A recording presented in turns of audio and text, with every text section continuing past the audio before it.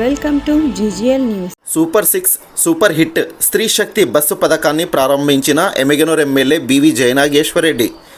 మహిళా అభ్యున్నతే లక్ష్యంగా రాష్ట్రంలో కూటమి పాలన కొనసాగుతుందని, ఇందులో భాగంగానే ఎన్నికల ముందు సీఎం చంద్రబాబు నాయుడు ఇచ్చిన హామీని ఉచిత బస్సు ప్రయాణం ప్రారంభించి ఇచ్చిన మాట నిలబెట్టుకున్నారని ఎమ్మెల్యే బివి జయనాగేశ్వరరెడ్డి కర్నూలు జిల్లా ఎమ్మిగనూరు ఆర్టీసీ బస్టాండ్లో ఉచిత బస్సు పథకాన్ని ఆయన అట్టహాసంగా ప్రారంభించారు.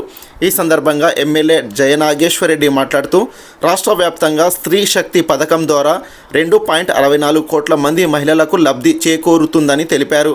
5 రకాల Palle Velugu, ultra Palle Velugu, metro express, city ordinary express బస్సుల్లో మహిళలు ఉచితంగా ప్రయాణం చేసినందుకు వెసులుబాటు కల్పించారని పేర్కొన్నారు. ప్రభుత్వం గుర్తింపు కార్డు చూపించి మహిళలు ప్రయాణం చేయవచ్చన్నారు. ఆడబిడ్డ గౌరవం పెంచేందుకు కూటమి ప్రభుత్వం పనిచేస్తుందన్నారు. సూపర్ 6 పథకాలు నేడు సూపర్ హిట్ అయ్యాయని, ప్రతి బిడ్డకు మంచి చేయాలనే లక్ష్యంతో ప్రభుత్వం ముందడుగు వేస్తుందని తెలిపారు. ప్రజల ఆశీర్వాదం ఉన్నంత వరకు ఈ ప్రభుత్వం ఇలానే కొనసాగుతుందని, ఎవరు ఎన్ని అడ్డంకులు సృష్టించినా, ఎన్ని దుష్ప్రచారాలు చేసినా రాష్ట్ర ప్రజలు ఎవరు నమ్మే పరిస్థితిలో లేరని స్పష్టం చేశారు. కూటమి పాలనలో మహిళలకు భద్రత కల్పిస్తున్నామని తెలిపారు. ఇలాంటి ఉచిత బస్సు పథకాన్ని మహిళలందరూ సద్వినియోగం చేసుకోవాలని కోరారు. మరోపక్క మహిళలు ఆర్థికంగా ఉండాలనే లక్ష్యంతో మహిళా సాధికారత కోసమే డ్వాక్రా, మెప్మా సంఘాలను ఏర్పాటు చేశారని తెలిపారు. ఆర్టీసీ కండక్టర్లుగా మొదటగా తీసుకున్నది మన ప్రభుత్వమేనని గుర్తు చేశారు. ఎలక్షన్ల ముందు మేము చెప్పినటువంటి మాట మా ఎమ్మిగనూరు నియోజకవర్గంలోనే కాదు, రాష్ట్రం మొత్తం కూడా వైసీపీ అనే పార్టీ విష ప్రచారం చేస్తే ఓట్ల కోసం చెప్తున్న హామీలు తప్ప ఇవి నెరవేరే హామీలు కావని మాట్లాడారు. ఈరోజు పెన్షన్లు కావచ్చు, తల్లికి వందనం కావచ్చు, అన్నదాత సుఖీభవ కావచ్చు, ఈ రోజు ఉన్నటువంటి ఏదైతే స్త్రీ శక్తి కావచ్చు, ప్రతి ఒక్క పథకంలో కూడా అద్భుతంగా, పారదర్శకంగా, బ్రహ్మాండంగా ఇక్కడున్న ఆడబిడ్డలందరూ అడుగుతున్నారు, ఏమి సార్ ఇది నిజమేనా?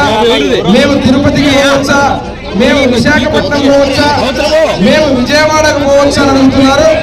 ఇక్కడే కాదు, రాష్ట్రంలో నలుమూలల ఏ ఊరికైనా పోవడానికి 100% ఉన్నటువంటి బస్సుల్లో 74% ఆర్టీసీ బస్సుల్లో ఈ యొక్క శ్రీశక్తి పథకానికే పెట్టడం జరిగింది.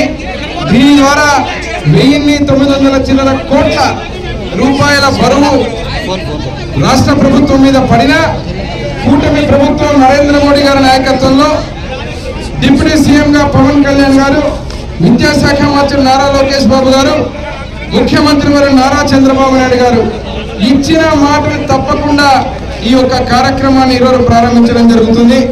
మొట్టమొదటిగా 0 టికెట్ కొట్టి ఈరోజే మేము ఇచ్చాం మహిళలకు.